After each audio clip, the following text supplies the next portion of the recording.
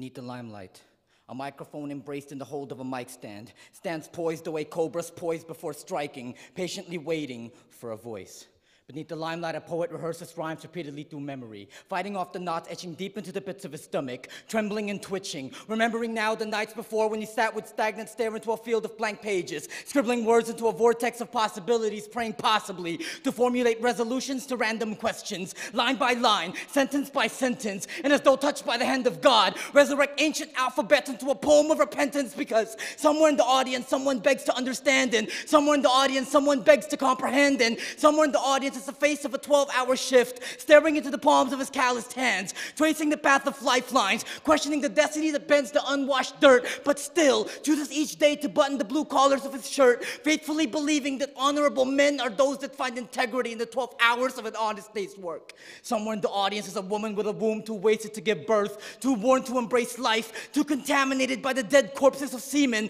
left buried by men those hundreds of nights, inner thighs swarming with the white crust of pre-ejaculation parasites.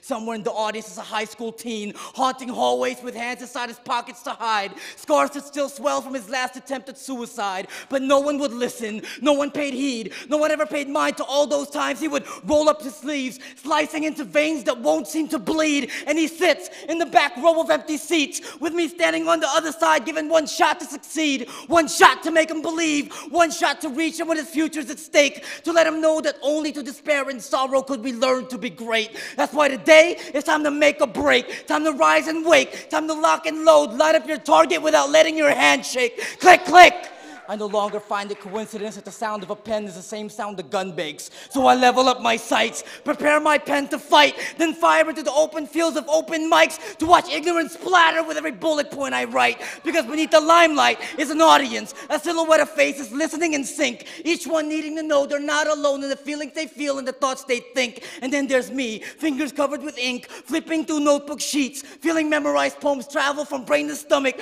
up my throat and held back behind a barricade of teeth. Like 1,000 soldiers of infantry just waiting to be released. I bottle my anxiousness and contain my rage, to live for 3 minutes in freedom, right here at the edge of the stage in balance, with arms outstretched, shoulders to the sky. They say we can't change the world with poetry, but I'll be damned if I don't try to speak for every dream left broken, for every scar left swollen, for every empty chest still silently suffering from a heart left stolen. This is the path my lifelines have chosen, to wrap my hands around the mic and use open mics to open minds. Click, click, I got you open.